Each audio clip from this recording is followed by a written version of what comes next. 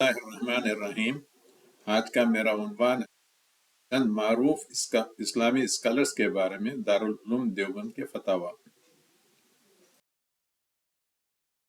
کے بیانات کو سننے اور ان کے کتابوں کو پڑھنے سے منع فرماتے ہیں۔ ان میں ہیں حافظ محمد جوناگڑھی، عمران ایوب لاہوری، صلاح الدین یوسف، شیخ یوسف القرضاوی، توصیف الرحمان، فرد ہاشمی، ڈاکٹر ذاکر نائک، شیخ البانی، شیخ ابن باز، ڈاکٹر اسار احمد، عبداللہ یوسف علی، مولانا مودودی، حمید الدین فراہی، امین احسن اصلاحی، اور بھی بہت ہو سکتے ہیں۔ میرے پاس صرف 15 ہی نام ہیں۔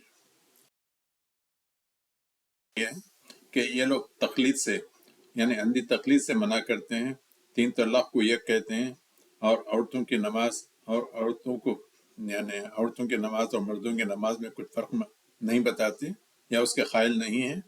پھر عورتوں کی نماز باجماعت کے قائل ہیں، اور بھی بہت سے مسائل جس میں لوگ کہتے ہیں کہ نہیں، ان کو مت سنا کریں۔ حتیٰ ذاکر نائک کے بارے میں مزہ کا خیز ہے کہ وہ انگریزی لباس پہنتے ہیں۔ اور پھر کیا کہتے ہیں، مولانا مودودی اور ڈاکٹر اسرار احمد کے تعلق سے کہتے ہیں کہ وہ عالم نہیں تھے۔ خیر بہت سی چیزیں انہوں نے لکھی ہیں۔ خیر ایک فتویٰ جو فرد ہاشمی کے تعلق سے جامع بنوریہ کا ہے وہ میں آپ کو سناؤں گا۔ شائع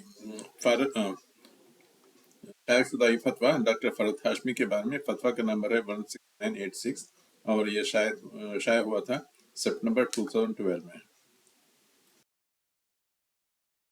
کہ یہ صاحب فرد ہاشمی خزائے عمری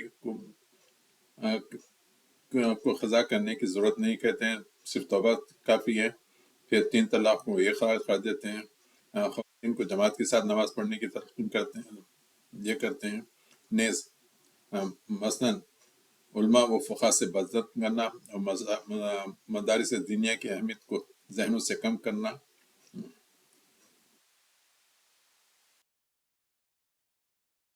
ملت میں افتراق اور انتشار اور اسلامی احکام میں شکوک و شبہات پیدا کر رہے ہیں، اور دین متین سے بیزاری اور آزادی خیالی کا رجحان بڑھتا جا رہا ہے۔ اصل یہ کہ بولو کہ ان کے عقائد دیوبندی عقائد کے خلاف ہیں۔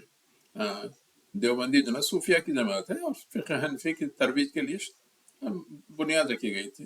اس میں کوئی شک بھی نہیں ہے، چونکہ اگر المحنت و مفند پڑھتے ہیں تو اس میں خود ہی یہ لوگ اقرار کرتے ہیں۔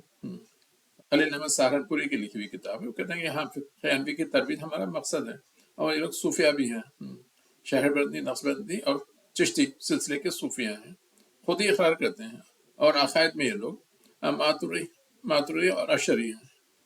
خیر اللہ ہمیں نیک یعنی صراط مستقیم پہ رکھیں۔ صراط مستقیم کے لیے میرے قرآن حدیث اور سیرت النبی کافی ہے۔ اللہ ہم لوگوں کو ہر قسم کی خرابات سے محفوظ رکھیں، آمین۔